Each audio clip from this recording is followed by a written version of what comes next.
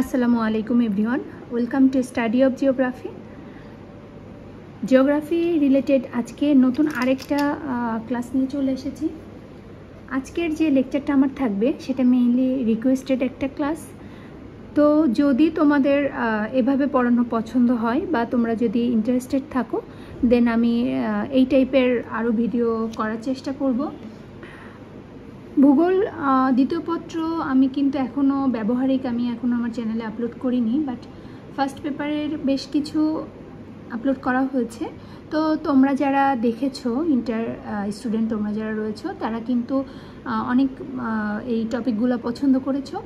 তো সেই থেকেই তোমরা রিকোয়েস্ট করেছো যেন আমি তোমাদের যে বই রয়েছে সেই অনুযায়ী যে চ্যাপ্টার টপিকগুলো রয়েছে সেটা ধরে ধরে তোমাদেরকে একটু বুঝিয়ে পড়িয়ে দেই, এবং কিভাবে পড়লে তোমরা সৃজনশীল বা এমসিকিউ যেগুলো রয়েছে খুব সুন্দরভাবে আনসার করতে পারো সেটাও আজকে আমি বলে দিব।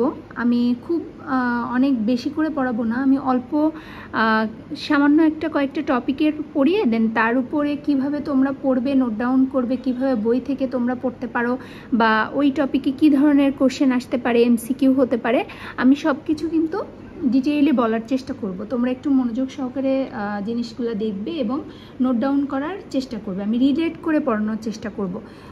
তোমরা যারা ইন্টার স্টুডেন্ট আছো তারা মনে রাখবে যে বইয়ের যেটা থাকে সেটার বাইরেও কিন্তু কিছু কিছু বিষয় আমাদের যখন আমরা সৃজনশীল আনসার করি তখন টিচারের পছন্দের জন্য অ্যাড করতে হয়। কারণ কি যে ধরো তোমার লেখাটা কেমন হবে তার উপরেই কিন্তু মার্কসটা ডিপেন্ড করবে।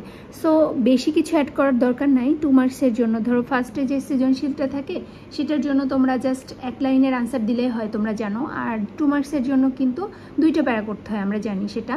তো এটা তোমরা কিভাবে করবে এবং একটা টপিক পড়িয়ে সেখান থেকে কী ধরনের কোশ্চেন আসতে পারে, সৃজনশীল কোশ্চেন হতে পারে, সেটা সম্পর্কেও কিন্তু আজকে আমি আলোচনা করব। তো তোমরা মনোযোগ সহকারে আমার ক্লাসটা দেখো, আমি কিভাবে তোমাদেরকে পড়ার বলে দেই সেভাবে পড়ার চেষ্টা করো। প্রত্যেকটা মানুষের কিন্তু পড়ার একটা নিজস্ব ধরন থাকে। তো আমার যেটা ভালো লাগে, আমি যেভাবে পড়ে এসেছি বা যেভাবে পড়ে ভালো মার্ক গেইন করা যায় আমি সেটার কথা বলবো, এবং কিভাবে লিখলে তোমরা সৃজনশীল আনসার করলে তোমরা বেস্ট পেতে পারো, এবং কিভাবে নোট করে পড়লে পরবর্তীতে এক্সামের আগে তোমাদের এত বেশি চিন্তা করা লাগবে না, জাস্ট সেটা পড়ে গেলেই কিন্তু তোমরা ভালো মার্কস পেতে পারবে। ওকে, ঠিক আছে। তাহলে দেখো আমাদের আজকে যে পড়ানোর যে বিষয়টা সেটা হচ্ছে, আজকে আমরা যে টপিকটা নিয়ে আলোচনা করব সেটি হচ্ছে মানব ভূগোলের ধারণা ও ক্ষেত্র। এটা তোমরা জানো, এটা তোমাদের পার্ট 1 প্রথম যে topic, concept of human geography. তো তোমরা কিন্তু ফিজিক্যাল জিওগ্রাফি সেটা কিন্তু তোমরা ফার্স্ট পেপারে পড়ে এসেছো। তো আজকে আমরা পড়ব সেকেন্ড পেপারের প্রথম যে চ্যাপ্টারের প্রথম যে পার্ট, সেটা 1.1 কনসেপ্ট অফ হিউম্যান জিওগ্রাফি। তো ফার্স্টে আমরা হিউম্যান জিওগ্রাফি পড়ার আগে, মানে মানব ভূগোল পড়ার আগে আমাদের কিন্তু ভূগোলটা সম্পর্কে জানতে হবে, তাই না? তোমরা অবশ্যই জানো ভূগোল কি, তারপরেও আমি একটু বলে দিচ্ছি যে ভূগোল হলো বিজ্ঞান যা পৃথিবী, এর প্রাকৃতিক গঠন এবং মানুষ ও তার পরিবেশের মধ্যকার সম্পর্ক নিয়ে আলোচনা করে। তাহলে কি ভূগোল হচ্ছে কি তোমার দুটো বিষয় এখানে, পৃথিবী এর প্রকৃতি গঠন, মানে প্রাকৃতিক যে গঠনটা, এবং মানুষ ও পরিবেশের মধ্যকার সম্পর্ক, কয়েকটা বিষয় নিয়ে কিন্তু ভূগোল আলোচনা করে থাকে সময় এবং কালের ভিত্তিতে। এটা মনে রাখবে, সময় এবং কালের ভিত্তিতে কি করে, কেন সময় এবং কাল, সেটারও কিন্তু একটা ব্যাখ্যা রয়েছে। যে ভূগোলের প্রত্যেকটা বিষয় কিন্তু আমরা যখন পড়ি তখন সেটা দেখবে স্পেশিও টেম্পোরাল।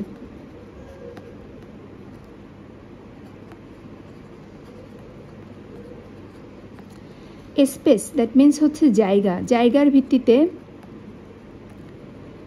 যখন কোনো একটা এরিয়া, মানে তোমার ধরো সাপোজ তুমি ভূগোলটা আসলে কি, যখন তুমি হচ্ছে কোনো একটা বিষয় নিয়ে আলোচনা করবে, একটা স্থানের বেসিসে কিন্তু ওই জায়গাটার বেসিসে কিন্তু তোমার সব কিছুই চেঞ্জ হয়ে যায়, ঠিক আছে? টেম্পোরাল মনে হয় সময়ের সাথে, হ্যাঁ সময়।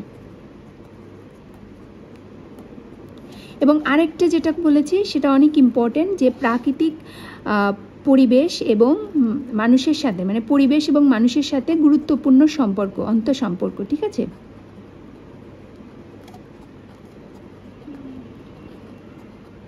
তাহলে ভূগোল কি তোমরা মোটামুটি তোমাদের একটা আইডিয়া হয়েছে। ভূগোল হচ্ছে মেইনলি পৃথিবীর প্রাকৃতিক গঠন এবং মানুষ ও পরিবেশের মধ্যকার সম্পর্ক। ঠিক আছে, এখন আমরা ভূগোলের 2টা শাখা পড়েছিলাম, তাই না? ভূগোলের 2টা শাখা পড়েছিলাম, একটা শাখা হচ্ছে প্রাকৃতিক ভূগোল আর একটা হচ্ছে মানব ভূগোল, তাই না? একটা পড়েছিলাম প্রাকৃতিক ভূগোল আর একটা পড়েছিলাম মানব ভূগোল। তো মানব ভূগোল যেটা, সেটাই নিয়েই কিন্তু আমরা এখন আলোচনা করব। ওকে, তো মানব ভূগোলকে আবার কি বলা হয়ে থাকে? সাংস্কৃতিক ভূগোল নামেও পরিচিত। মানব ভূগোল কি ভূগোল নামে পরিচিত? মানব ভূগোল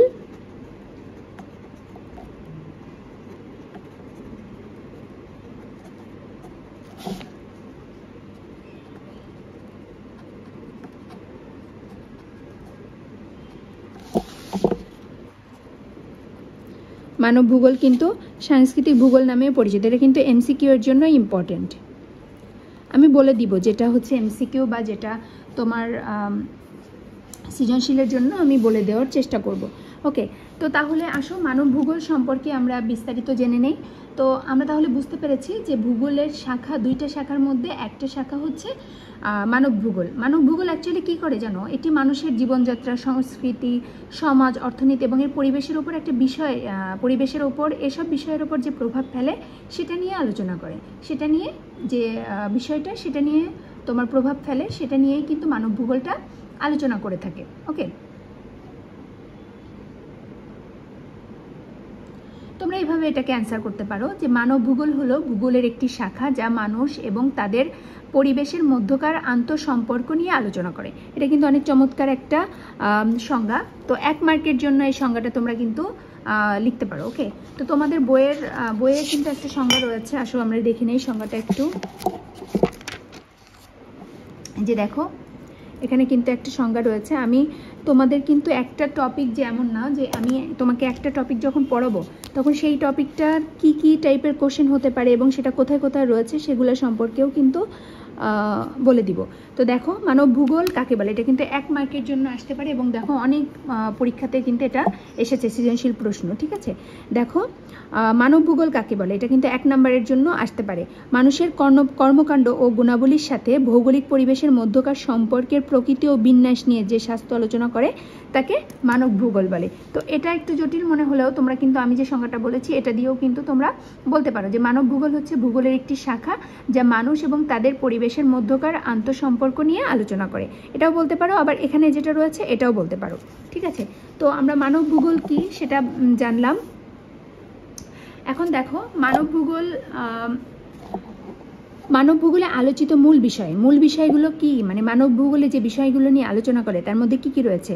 মানুষ রয়েছে, তার ভাষা রয়েছে, ধর্ম, মানুষের সামাজিক, রাজনৈতিক ও অর্থনৈতিক অবস্থা রয়েছে, জীবন জীবিকা রয়েছে, বাসস্থানের ধরন, ঐতিহ্য, সাংস্কৃতিক, নৃতাত্ত্বিক বৈশিষ্ট্য ইত্যাদি নিয়ে কিন্তু আলোচনা করে থাকে। মানব ভূগোলের সংজ্ঞা এক কথায় আমরা বলতে পারি কি? মানব ভূগোল হলো মানুষ ও স্থান সম্পর্কিত জ্ঞান। মানব ভূগোল কি? মানুষ ও স্থান সম্পর্কিত জ্ঞান।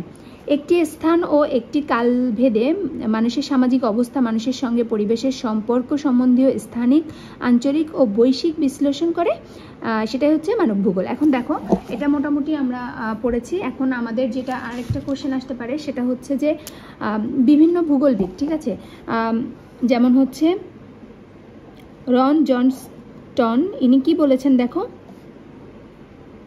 মানব ভূগোল হলো সমাজবিজ্ঞানের একটি শাখা যা সমগ্র বিশ্বের মানুষ, গোষ্ঠী এবং সংস্কৃতি নিয়ে আলোচনা করে।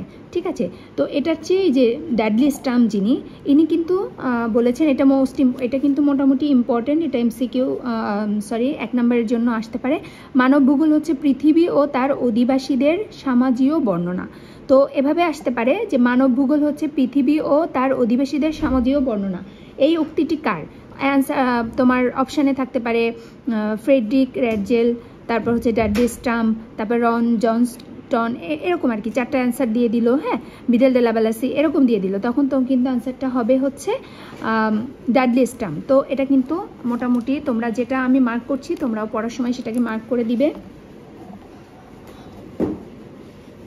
ইম্পর্টেন্টগুলো আমি কিন্তু বলে দিচ্ছি, অথবা তোমাদের সৃজনশীল যে কোশ্চেন সেখানেও কিন্তু এটা আসতে পারে। কিভাবে দেখো, যে অধ্যাপক ড্যাডলি স্টাম্প কর্তৃক প্রদত্ত মানব ভূগোলের সংজ্ঞাটি লিখো, এটাও কিন্তু আসতে পারে, ঠিক আছে। তো আমি বললাম কিন্তু এটা মোস্ট ইম্পর্টেন্ট, তোমরা এটা পড়ে নিবে, মুখস্থ করে নিবে। তাহলে কি, মানব ভূগোল হচ্ছে পৃথিবী ও তার অধিবাসীদের সামজীয় বর্ণনা।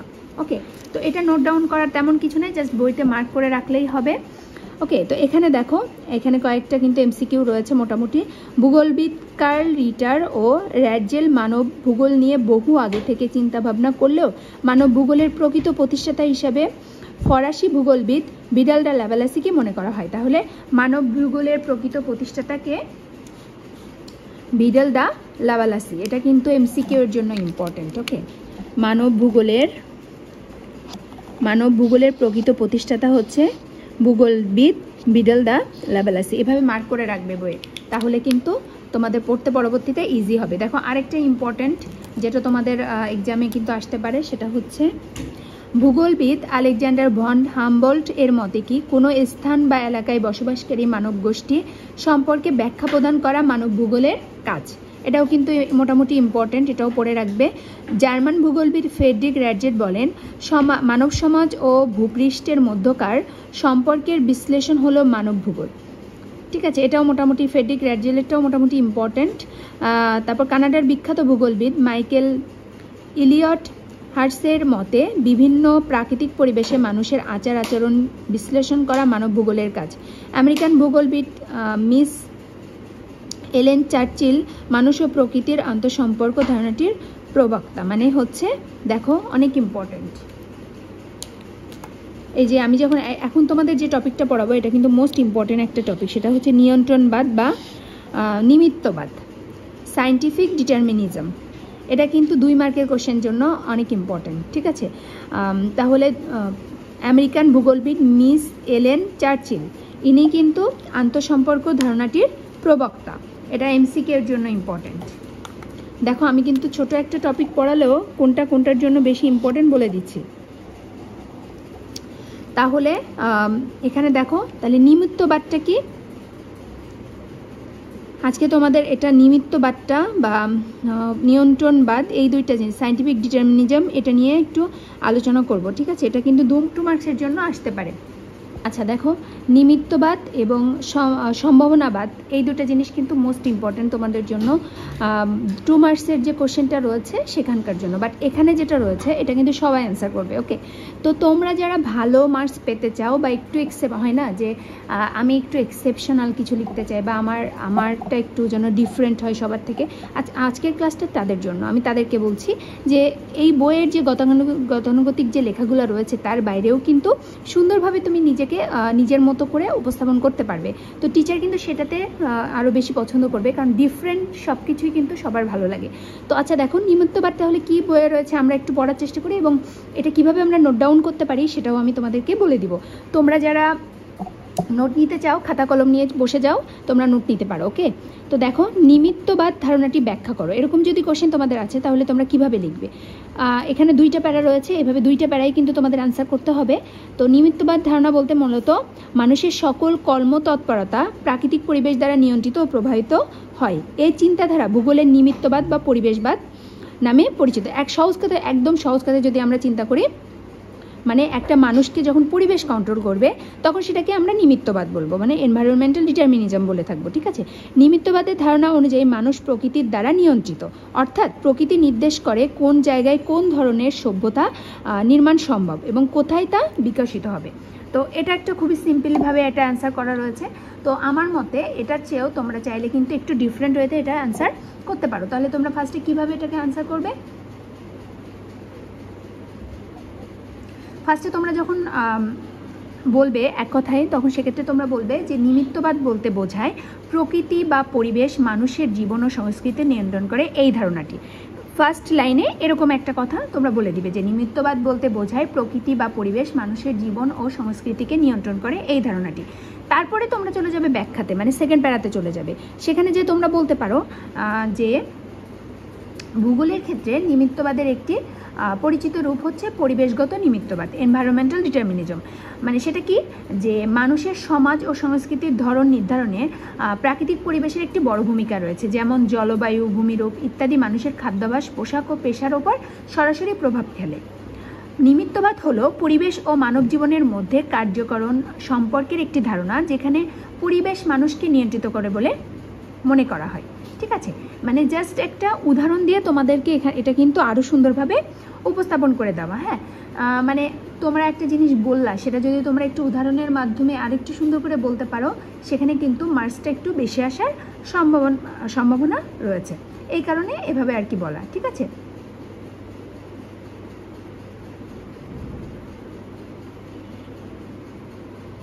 এটা আমরা উদাহরণ কিভাবে বলতে পারি, সহজ কোনো উদাহরণ দিয়ে আমরা এটা বুঝতে পারি যে কিভাবে প্রকৃতি তোমাদেরকে একটা মানুষকে নিয়ন্ত্রণ করতে পারে। ঠিক আছে, তো ধরো সাপোজ তুমি একটা উপকূলীয় এলাকায় বাস করছো। ঠিক আছে, তো উপকূলীয় এলাকায় যেহেতু তুমি বাস করছো, তো সেখানকার যে পরিবেশটা, সেটা তোমার পোশাক আশাক বা তুমি কী ধরনের খাদ্যাভ্যাস তোমার হবে সেটার উপর কিন্তু তুমি ডিপেন্ড করবে। ঠিক আছে, সাপোজ তুমি একটা ভূমিকম্প প্রবণ এলাকাতে বাস করো, তো সেখানে প্রাকৃতিক দুর্যোগটা তোমার উপরে কিভাবে প্রভাব ফেলবে সেই অনুযায়ী কিন্তু তোমার জীবনযাত্রাটা চিন্তা করতে হবে। ওকে, তো এখানে পরিবেশের কথা চিন্তা করে মানুষ চলছে, মানে পরিবেশ মানুষকে নিয়ন্ত্রণ করছে। তো এই ক্ষেত্রে চিন্তা করতে গেলে আমরা এই নিমিত্তবাদ ধারণাটাতে কিন্তু এভাবে এসেছে। ঠিক আছে, তো তাহলে তোমরা এভাবে কিন্তু উদাহরণটা দিতে পারো যে নির্দিষ্ট জলবায়ু বা ভূপ্রকৃতিতে বসবাসকারী মানুষ জীবনধারা ও সংস্কৃতির উপর পরিবেশের গভীর প্রভাব পড়ে। যেমন যদি উপকূলীয় এলাকায় কোনো মানুষ বাস করে, সেক্ষেত্রে তার জীবনযাত্রার মান, তার খাদ্যাভ্যাস, তার পোশাক সব কিছু কিন্তু প্রকৃতির উপরই নির্ভর করবে। ওকে, তো এই অনুযায়ী তোমরা কিন্তু বলতে পারো। এখন আমরা যেটা পড়বো সেটা হচ্ছে সম্ভাবনাবাদ। সম্ভাবনাবাদটা কি দেখো, এটা হচ্ছে পসিবিলিজম। প্রকৃতি কর্তৃক বিভিন্ন সম্ভাবনা উপস্থাপন ও মানুষ কর্তৃক কোনো সম্ভাবনা মনোনয়ন করাকে সম্ভাবনাবাদ বলে, মানে এটার অপোজিটটা হচ্ছে সম্ভাবনাবাদ। ওকে, ফ্রান্সিস বরভেদর নামক ভূগোলবিদ এই চিন্তাধারার নামকরণ করেছেন সম্ভাবনাবাদ। এখানে মানুষের নিজস্ব সিদ্ধান্তের উপর গুরুত্বারোপ করা হয়েছে। সুতরাং সম্ভাবনাবাদ সেই পরিস্থিতি সম্পর্কীয় মতবাদ যেখানে মানুষ নির্ধারণ করে প্রকৃতি কোন সম্ভাবনাকে সে কাজে লাগাবে। মানে সহজ কথায়, আগেরটা আমরা পড়লাম নিমিত্তবাদের ক্ষেত্রে পড়লাম হচ্ছে প্রকৃতি মানুষকে নিয়ন্ত্রণ করবে, এখানে মানুষ প্রকৃতি কন্ট্রোল করবে। ঠিক আছে, মানে সম্পূর্ণ ডিফারেন্ট। তাহলে এটা আমরা কিভাবে বলতে পারি?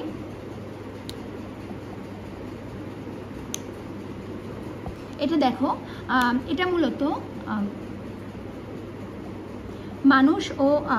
মানুষ তার চারপাশের পরিবেশ দ্বারা প্রভাবিত হলেও পরিবেশই সব কিছু নিয়ন্ত্রণ করে না।